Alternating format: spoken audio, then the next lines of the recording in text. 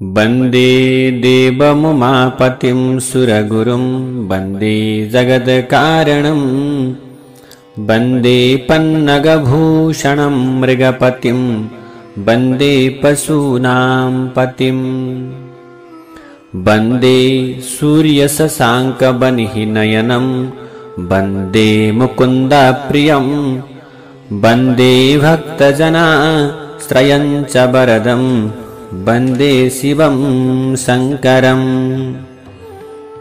ओम नमः शिवाय। ये श्रीमद् शिव महापुराण को विद्येश्वर संहिता को अब तेस्रो अध्यायमा व्यासजीले बताउँदै जानुभयो। व्यासले भन्नुहुन्छ, इत्याकर्ण्य वचः सौतं प्रोचुस्ते परमर्षयः वेदांत सार सर्वस्वं पुराणं श्रावयाद्भुतम्।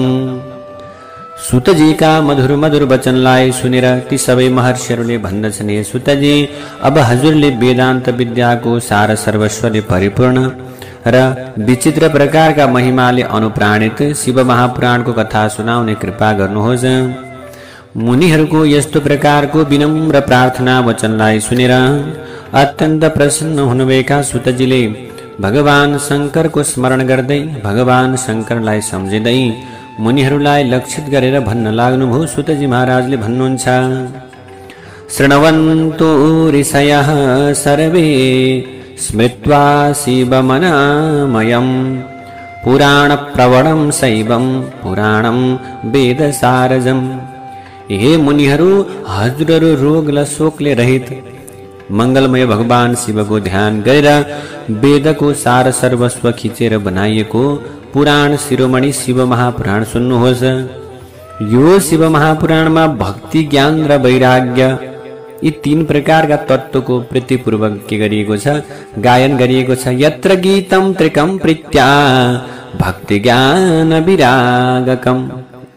विशेष गरी शिव महापुराणमा भक्ति, ज्ञान र वैराग्य नामक तीन तत्त्वको अत्यन्त प्रीतिपूर्वक गायन गरिएको छ र जसमा वेदान्तबाट जानिने ब्रह्मरूप सत्य वस्तुको निरूपण गरिएको छ।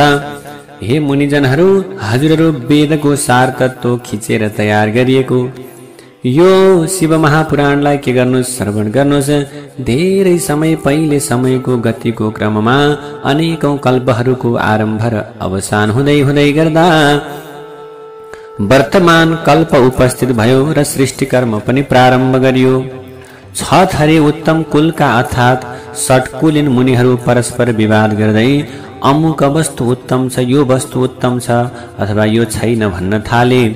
उनीहरूको विवादले उग्र रूप लिइसकेपछि ती सबै विवाद शान्त गर्नका निम्ति सृष्टिकर्ता अविनाशी ब्रह्माजीका समीपमा गए। उनीहरूले ब्रह्माजीका अगाडि गएर हात जोडेर अत्यन्त विनम्रताले भन्दै निवेदन गर्दछन्, हे प्रभु, हजुर सम्पूर्ण जगतलाई धारण गर्ने, पोषण गर्ने समस्त कारणका पनि मूल कारण हुनुहुन्छ। अहिले चाहिँ हामी सबै तत्त्वहरू भन्दा पर रहेका परात्पर पुरुषको परिचय प्राप्त गर्न चाहन्छौँ। कृपा गरेर हामीलाई बताउनुहोस्, जो चाहिँ परमात्मा के हुनुहुन्छ, सबै तत्त्व भन्दा पर रहेका परात्पर पुरुष हुनुहुन्छ, उहाँ को हुनुहुन्छ त्यो बताइदिनुहोस्। भनिसके पछाडि कृपा गर्नुहोस् प्रभु भनेपछि अब ब्रह्माजीले भन्नुभयो, जहाँबाट मनसहित वाणी उहाँलाई जान्न नसकेर फर्किन्छ, जसबाट ब्रह्मा, विष्णु, रुद्र एवं इन्द्र आदि युक्त यो सम्पूर्ण जगत सबै भूत र इन्द्रियहरूका साथमा प्रकट भएको छ। ती देवताका पनि देवता महादेव सर्वज्ञ हुनुहुन्छ। उहाँ सम्पूर्ण जगतका अधीश्वर हुनुहुन्छ, सबैभन्दा उत्कृष्ट पनि हुनुहुन्छ। उहाँलाई भक्तिबाट मात्र साक्षात्कार गर्न सकिन्छ, अरू कुनै दोस्रो उपायबाट साक्षात्कार गर्न सकिँदैन। त्यसैले भगवान शिवजीमा सबैभन्दा ठुलो भनेको भक्ति नै हो। भक्त्या परमया तस्य नित्यं दर्शनकाङ्क्षिणः। सबैभन्दा उपयुक्त कुरा भनेको के हो त भने रुद्र, हरिहर र अरू सबै देवता परम भक्तिपूर्वक नित्य उहाँकै दर्शनका लागि लालायित हुनुहुन्छ। धेरै त के भनौं र प्रभु, भगवान शिवमा भक्ति हुँदा मानिस संसारको बन्धनबाट मुक्त हुन्छ। देवताको अनुकम्पाले देवतामा भक्ति लाग्दछ र भक्ति लागेपछि देवताकै कृपा प्रसाद त्यो रीतिबाट प्राप्त हुन्छ। जुन रीतिबाट अंकुरबाट बीज उत्पन्न हुन्छ र बीजबाट अंकुर उत्पन्न हुन्छ।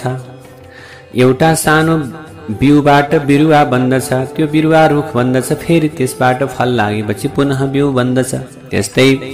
त्यसैले हजुरहरूले भगवान महादेवको कृपालाई प्राप्त गर्न पृथ्वी तलमा गएर हजारौं वर्षसम्म चल्ने एउटा विशाल महायज्ञ गर्नुछ। त्यो दीर्घकालीन यज्ञमा नै यज्ञपति भगवान शिवको कृपा प्रसादबाट वेद विद्याको सार सर्वस्व परम साध्य ज्ञान र परम साधन ज्ञान हुनेछ। सबैभन्दा पहिले यज्ञको आयोजना गर्नु पर्यो। भनिसकेपछि अब मुनिजनहरूले निवेदन गर्नुहुन्छ, अथ किं परमं साध्यं किं वा तद साधनं परम साधकः कीदृशस्तत्र तदिदं ब्रूहि तत्वता। हे ब्रह्माजी, त्यो परम साध्य तत्व के हो अथवा त्यो परम साध्यको परम साधन के हो प्रभु? साधकले कस्तो गर्नुपर्दछ, साधक कस्तो हुनुपर्छ, ती सबै प्रकारका यथार्थ ज्ञान हामीलाई बताइदिनुस् भनिसके पछाडि अब ब्रह्माजीले भन्नुभयो, साध्यं शिव पद प्राप्ति साधनं तस्य सेवनम्। ब्रह्माले भन्नुहुन्छ, मुनिजनहरू, शिव पदको प्राप्ति नै परम साध्य भूत विषय हो। भगवान शिवको आराधना नै शिवपद प्राप्तिको परम साधन हो। भगवान शिवको कृपाबाट प्राप्त हुने नित्य कर्म, नैमित्तिक कर्मको फलमा निष्प्रिय रहने साधक नै सबैभन्दा उत्तम प्रकारको साधक हो। अब यसरी वेदले बताएको अथवा वेद विहित कर्म गरेर त्यसबाट प्राप्त हुने उत्तम प्रकारको फललाई भगवान शिवका चरणार बिन्दमा गरिने अर्पण नै परमेश्वर प्राप्तिको मूल हेतु बन्दछ। त्यसपछि क्रमशः सालोक्य आदि मुक्तिका क्रमले परमेश पद प्राप्त गर्न सकिन्छ। भक्तिमा समर्पित अनेक भक्तहरूको भक्ति अनुसार ती सबै भक्तहरूले उत्तम प्रकारको गतिलाई प्राप्त गर्दछन्। भक्तिका साधन अनेक थरीका छन्, जुन साधनहरूको प्रतिपादन साक्षात महेश्वर भगवानले गर्नुभएको छ। अहिले चाहिँ म त्यो संक्षेपमा बताउँछु भन्नुहुन्छ। ब्रह्माजीले कानद्वारा परमेश्वर महादेवको गुणगान गर्नुपर्दछ। कानद्वारा के गर्नुपर्छ? भगवानको गुणगानलाई श्रवण गर्नुपर्दछ। कीर्तन एवं नामलाई श्रवण गर्नुपर्दछ कानले। वाणीद्वारा चाहिँ भगवान महादेवकै कीर्तन गर्नुपर्छ अनि मनद्वारा श्री महादेवको मनन गर्नुपर्दछ।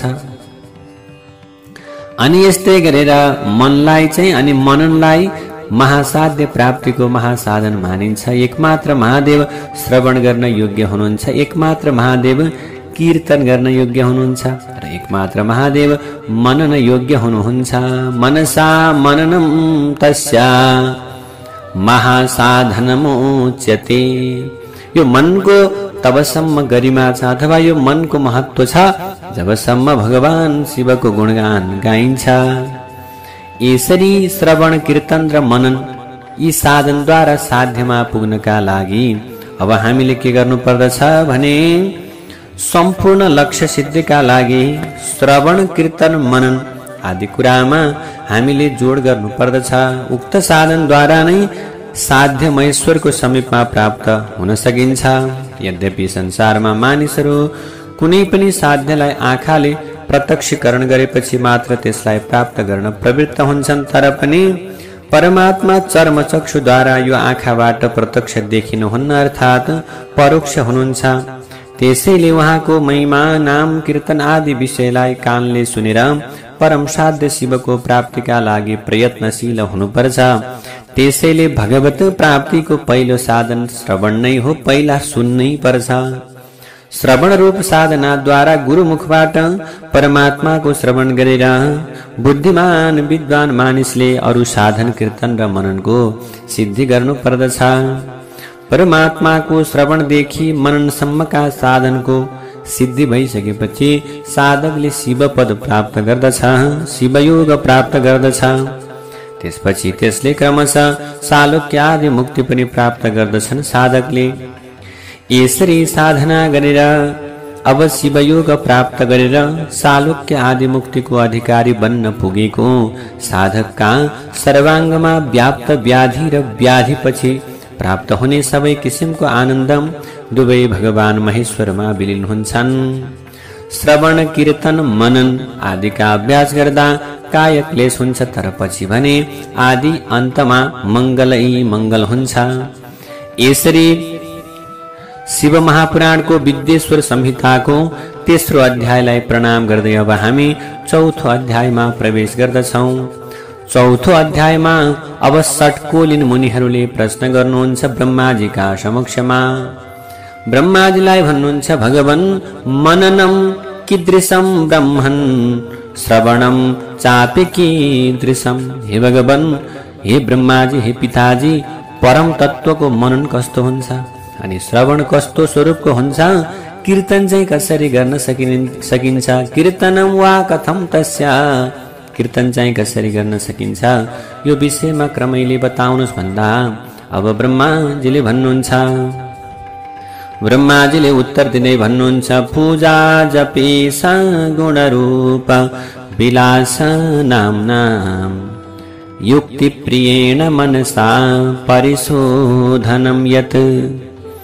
ब्रह्माले भन्नुहुन्छ, भगवान शङ्करको पूजा, उहाँका नामहरूको जप गर्नु, उहाँका गुण रूप लीलाहरूको नामहरूको चित्तद्वारा जुन निरन्तर जप गरिन्छ, चिन्तन गरिन्छ, त्यही प्रक्रियालाई नै नाम मनन अथवा त्यही प्रक्रियाको नाम नै के हो, मनन हो। यस्तो मनन भगवान शङ्करको कृपा दृष्टिबाट मात्र प्राप्त गर्न सकिन्छ। यो मननलाई सम्पूर्ण उत्तम साधनहरूमा प्रमुख साधन भनेर मानिएको छ। परब्रह्म स्वरूप भगवान शङ्करका प्रताप गुण रूप विलास र नामहरू प्रकट गर्ने सङ्गीत वैदिक मन्त्र अथवा भाषाका शब्दहरूद्वारा गीत गाउनु, गायन गर्नु, भक्तिको मधुरिमाले भरिएका विभिन्न वाक्यहरूको स्पष्ट उच्चारण गरेर भगवानको प्रार्थना गर्नुलाई नै कीर्तन भनेर भनिन्छ। यो कीर्तन साध्य रूप सदाशिवजीको प्राप्तिका लागि मध्यम प्रकारको साधन मानिएको छ। जुनसुकै उपायले अथवा जुनसुकै उपाय गायन वा वाद्य विशेषबाट भगवान शङ्करको महिमाका ती बोधक शब्द समूह जब कानमा प्रवेश गर्दछन्, त्यो बेला भगवानको भक्त अत्यन्त के हुन्छन्, रमाउँदछन्। हे विद्वानहरू हो, यो श्रवण नामक साधन संसारमा के छ, अत्यन्त प्रसिद्ध छ। सर्वप्रथम भगवानका भक्त सज्जनहरूको सङ्गतबाट भगवान शङ्करका नामहरूको श्रवण हुन्छ। सबैभन्दा पहिले भगवान शङ्करका नामको श्रवण हुन्छ। त्यो श्रवण भइसकेपछि भगवान शिवका गुणहरूको कीर्तनमा मन जान्छ, रुचि हुन्छ। श्रवण र कीर्तनबाट तन्मयता भइसकेपछि सर्वोत्तम साधन मनन पनि सम्पन्न हुन्छ। यी तीनवटै साधन अर्थात् श्रवण, कीर्तन र मनन भगवान शङ्करको कृपा दृष्टि प्राप्त भएपछि सिद्ध हुन्छन्। अब सुतजी महाराजले भन्नुहुन्छ, मुनीश्वरहरू, यस्ता साधन महिमाको चर्चा गर्ने सन्दर्भमा म हजुरहरूका लागि एउटा पुरानो वृत्तान्त सुनाउँछु, मन लगाएर सुन्नुहोस्। अब यसरी सुतजीले भन्नुहुन्छ, पुरा मम गुरुर्व्यासः पराशर मुनि सुतः तपश्चचार सम्भ्रान्तः सरस्वत्यास्तटे शुभे। त्यो बेला प्रभु अब बताउनुहुन्छ, पुरानो समयको घटना हो। पराशर मुनिका छोरा मेरा गुरु व्यासदेव मन चञ्चल हुँदा सरस्वती नदीको पावन तीरमा रहेर तपस्या गर्दै हुनुहुन्थ्यो। त्यो बेला आफ्नै इच्छा अनुसार सूर्य चाहिँ चहकिलो विमानमा सवार भएर भ्रमण गर्नुहुने ब्रह्माजी भगवान सनत कुमारले मेरा गुरु वेदव्यासलाई के गर्नुभयो, सरस्वती तटमा तपस्या गरिरहनु भएको त्यो प्रकारको अवस्थामा देख्नुभयो। त्यो अवस्थामा देखिसकेपछि ध्यान गर्दा गर्दै आँखा खुलिसकेपछि भगवान वेदव्यासले आफ्नै अगाडि आफ्नै समक्षमा उभिनु भएका ब्रह्माजीका छोरा सनत कुमारलाई देख्नुभयो। उहाँलाई देखेर वेदव्यास हतारिँदै उठ्नुभयो र आश्चर्यचकित भएर उहाँका पाउमा प्रणाम गरेर अर्घ्यद्वारा स्वागत गर्नुभयो। त्यसपछि उहाँलाई देवताहरूले बस्न योग्य आसन टक्राउनुभयो। वेदव्यासको स्वागतबाट प्रसन्न हुनुभएका भगवान सनत कुमारले गम्भीर वाणी प्रकट गर्दै विनम्र हुनुभएका वेदव्यासलाई भन्न लाग्नुभयो। अब सनत कुमारले भन्नुहुन्छ, सत्यं वस्तु मुने दद्याः साक्षात्करणगोचरः सशिवोत सहायोत्र तपस्सरति किं कृते। हे मुनिवर वेदव्यास, हजुर सत्य सनातन शिवको हृदयले ध्यान र चिन्तन गर्नुहोस्। त्यो बेला सनातन शिवले इन्द्रिय गोचर भएर हजुरलाई सघाउनु हुनेछ, सहयोग गर्नुहुनेछ। तसर्थ हजुर यहाँ किन तप गर्दै हुनुहुन्छ? यसरी सनत कुमारले प्रश्न गरिसकेपछि वेदव्यासले आफ्नो भित्री भाव प्रकट गर्दै भन्नुभयो, ये सनत कुमार भगवान, वैदिक सनातन धर्मको परम्परामा धर्म अर्थ काम र मोक्षलाई निकै नै के गरिएको छ, सम्मान गरिएको छ। मैले हजुर जस्ता ज्ञानी पुरुषहरूको कृपाले समाजमा अनेक रूपमा उक्त चार पुरुषार्थको स्थापना गर्दै आएको छु। यसरी धर्म अर्थ काम र मोक्ष नामक पुरुषार्थको प्रतिष्ठा गराउने म सबैको गुरु मानिएको छु। तर पनि म भित्र मुक्तिका लागि साधन मानिएका विषयको ज्ञान अझै पनि उदाउन सकेको छैन। यसको कारण म आफैले जान्न सकिरहेको छैन। यो त ठूलै आश्चर्यको विषय हो। यसको कारण म आफै जान्न सकेको छैन प्रभु। यसको मुक्तिको साधन के हो भन्ने कुरा ठम्म्याउन नसके पनि मुक्तिका लागि तपस्या गरिरहेको छु।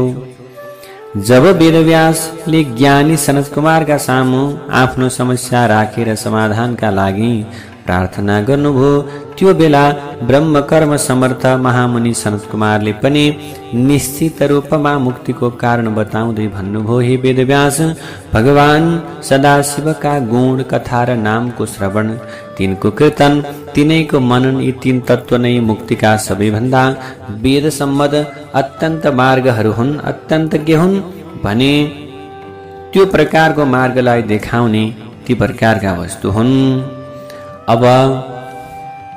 अब भन्नुहुन्छ ब्रह्माजीले, हे वेदव्यास, पहिले कुनै समयमा म पनि मुक्तिको प्राप्तिको उपयुक्त साधन के हुन सक्छन् भन्ने तर्क उठेरका कारण मनमा अरू साधनहरूको छानबिन गर्ने क्रममा भ्रान्तिमा परे। त्यसपछि चाहिँ म मन्दराचल पर्वतमा गएर तपस्या गर्न थाले। मेरो तपस्या थाहा पाएर भगवान शिवले आफ्ना वाहन नन्दिकेश्वरलाई मन्दराचलमा जानका निम्ति आज्ञा दिनुभयो। त्यसपछि भगवान शिवको आज्ञाले भगवान नन्दिकेश्वर मेरा सामु आउनुभयो। सर्वैश्वर्य सम्पन्न अनि दयालु, सकल साक्षी र शिवगणका नायक भगवान नन्दिकेश्वरले मलाई स्नेह गर्दै अब के गर्नुस् त भने मुक्तिको उत्तम साधना निर्देश गर्नुस् भनेर न भगवानलाई अत्यन्त प्रकारले स्नेह प्रकारले के गर्नुभयो त भने प्रार्थना भयो। त्यसपछि अब नन्दिकेश्वरले मलाई स्नेह गर्दै मुक्तिका उत्तम साधनको उपदेश गर्ने क्रममा भन्नुभयो, हे ब्रह्मन, परमात्मा भगवान शिवले मलाई आज्ञा दिँदै भन्नुभएको छ कि मुक्तिका लागि श्रवण, मनन र कीर्तन यी तीन साधनहरू सर्वोत्तम उपाय हुन्। त्यसैले म भगवान शिवजीको निर्देशन अनुसार हजुरलाई भन्दछु कि श्रवण, कीर्तन र मनन यी तीनवटा उपाय वेद सम्मत मुक्तिका साधन हुन्। हजुर बारम्बार यिनै साधनहरूको अभ्यास गर्नुहोस्। यसरी वेदव्यासलाई उपदेश दिएर ब्रह्माजीका मानस पुत्र परम ज्ञानी सनत कुमार आफ्ना अनुयायीहरू सहित विमानमा सवार भएर मन्दराचल पर्वतबाट के गर्नुभयो त आफ्नो परम रमणीय धाममा त्यो ठाउँमा जानुभयो। यसरी मैले प्राचीन समयमा घटित भएको उक्त घटना संक्षेपमा वर्णन गरेँ। अब मुनिहरूले भन्नुहुन्छ, सुतजी, हजुरले हाम्रा सामु मुक्तिका साथै अथवा मुक्तिका लागि श्रवण, कीर्तन र मनन यी तीनवटा उपाय बताउनु भयो। तर पनि जुन चाहिँ साधक श्रवण, कीर्तन र मनन गर्न असमर्थ हुन्छ भने त्यो चाहिँ साधक कसरी संसार सागरबाट मुक्त हुन्छ? त्यसको साधक कुन कुन उपाय अवलम्बन गर्नाले बिना प्रयत्न अब त्यो प्रकारले प्राप्त हुन सक्दछ, सजिलै मुक्ति हुन सक्दछ। र यो प्रकारको उपायले भगवान शिवजीको अत्यन्त सुन्दर प्रकारले उपासना गर्नुपर्दछ। त्यसैले श्रवण मनन र कीर्तन यी तीनै प्रकारका उपाय गर्न असमर्थ व्यक्तिले चाहिँ कसरी भगवानको कृपालाई प्राप्त गर्न सक्छन्, कसरी मुक्ति हुन सक्छन् भनिसके पछाडि अब सुतजी महाराजले भन्नुहुन्छ, श्रवणादि त्रिके सक्तो लिङ्गम बेरम च साङ्करम संस्थाप्य नित्यमभ्यर्च्य तरेत संसार सागरम। सुतजीले भन्नुहुन्छ, मुनिजनहरू, जुन चाहिँ साधकले शिवका नाम आदिको श्रवणमा, कीर्तनमा र मननमा असमर्थ हुन्छ, त्यस्तो व्यक्तिले शिवलिङ्ग र शिव प्रतिमाको स्थापना गरेर नित्य प्रकारको पूजा आराधना गर्दछ भने त्यो चाहिँ संसार सागरबाट पार तर्दछ। साधकले आफ्नो शक्ति अनुसार छलकपट नगरी भगवान शिवको शिवलिङ्गमा प्रतिमामा द्रव्य भेटी अर्पण गर्नुपर्छ। यथाशक्ति धन द्रव्य शिवलिङ्ग र शिव प्रतिमाको पूजा सम्भारका लागि अर्पण गर्नु र नित्य भगवान शिवको पूजालाई अनि आराधनालाई निरन्तरता दिनु। शिव मन्दिरमा शिवलिङ्ग र शिव प्रतिमाको पूजा सञ्चालन गर्ने सन्दर्भमा भक्तिपूर्वक मन्दिरमा मण्डप, पीठ, गोपुर, तीर्थ, मठ एवं क्षेत्रको व्यवस्था गर्नुपर्छ र समय समयमा भक्तिपूर्वक उत्सव अनि उत्सवहरू महोत्सवको आयोजना गर्नुपर्छ। भगवान शिवको पूजा गर्दा भक्तिपूर्वक वस्त्र, चन्दन, माला, धूपदीप, अनेक थरीका अन्न, मालपुवा, कचौरी, नाना थरी प्रकारका नैवेद्य र व्यञ्जनहरू भगवानलाई अर्पण गर्नुपर्छ। छाता, ध्वजा, चामर, पंखा आदिका साथमा अङ्ग प्रत्यङ्ग सहितका राजोपचार आदि सामग्रीहरू टक्राएर विधिपूर्वक शिवलिङ्ग र शिव प्रतिमाको अर्चन गरेर शिवलिङ्ग र शिव प्रतिमाको परिक्रमा गरेर नमस्कार सहित यथाशक्ति शिव मन्त्रको जप गर्नुपर्दछ। ओम नमः शिवाय, ओम नमः शिवाय भन्दै भगवान शिवजीको यो दिव्य मन्त्रलाई जप्नु। नित्य शिव मन्दिरमा गएर अब भगवानलाई विभिन्न प्रकारका वस्तुद्वारा अर्चना गर्नुपर्छ। यसरी नित्य लिङ्ग र प्रतिमामा भगवान शिवको पूजा गर्दै जाँदा साधकजनले, भक्तजनले सिद्धि प्राप्त गर्दछन्। श्रवण, कीर्तन र मनन गर्न असमर्थ हुँदा पनि शिवमा प्रीति राखेर लिङ्ग अथवा प्रतिमाको पूजन गर्नाले मात्रै पनि साधकजनले सिद्धिको प्राप्त गर्न सक्दछन्। पहिलेका सिद्ध तपस्वी महापुरुषहरू शिव प्रतिमा र शिवलिङ्गको पूजा गर्नाले मात्र संसारको बन्धनबाट के भएका थिए, मुक्ति भएका थिए। अब भनिसकेपछि मुनिहरूले सोध्नुभयो, सुतजी, जहाँ सुकै देवताहरू प्रतिमामा मात्र पूजिन्छन्, तर भगवान सदाशिव लिङ्ग र प्रतिमा दुवैमा किन पूजिने हुन्छ? यो प्रकारको कुरा मलाई बताइदिनु पर्यो। सौनकजीका यस्ता प्रकारका कुरालाई सुनेपछि सुतजी महाराजले भन्नुहुन्छ, हे मुनिन्द्र जन हो, हजुरहरूको यो प्रश्न निकै पुण्यदायक र अद्भुत पनि छ।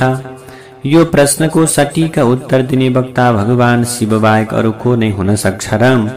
अर्थात् कुनै पनि पुरुषले यो प्रकारको प्रश्नको उत्तर दिन सक्दैन। यो प्रश्नको उचित उत्तर प्राप्त गर्नका निम्ति भगवान शिवले जुन कुरा भन्नुभएको छ र त्यसलाई मैले आफ्ना गुरुको मुखबाट जसरी श्रवण गरेको छु त्यसरी नै म हजुरलाई बताउँछु भनेर भन्नुहुन्छ। अनेकौं देवताहरू मध्ये एउटा चाहिँ मात्र देवता भगवान शिवजी ब्रह्मरूप हुनुभएकाले निष्कल अर्थात् निराकार नामबाट भगवान शिवजी अथवा भगवान सम्बोधित हुनुहुन्छ। उहाँ समय समयमा प्रकट भएर रूपवान पनि हुनुहुने भएकाले उहाँलाई सकल अर्थात् कला सहितका साकार देवता पनि अथवा उहाँलाई के भनिन्छ, साकार कला सहितका देवता पनि भनिन्छ। यसैले भगवान शिव सकल अर्थात् कला सहित हुनुभएको साकार देवता हुनुहुन्छ र निष्कल अर्थात् कला रहित हुनुभएकाले निराकार देवता पनि हुनुहुन्छ। यसैले शिवजी निष्कल र सफल अथवा निष्कल र सकल दुवै हुनुहुन्छ।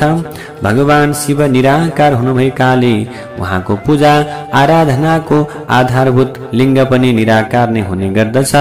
भनाइको आशय के हो भने शिवजीको स्वरूपको प्रतीकका रूपमा शिवलिङ्ग रहेको छ। यसै गरेर भगवान शिव जटा पिनाकधारी, सर्पमाला विभूषित, बाघाम्बर लगाउने, त्रिशूलधारी, चन्द्रमौली, नीलकण्ठ र भस्म विभूषित शरीरले सुहाउनु भएको साकार देवता हुनुभएकाले सकल पनि हुनुहुन्छ।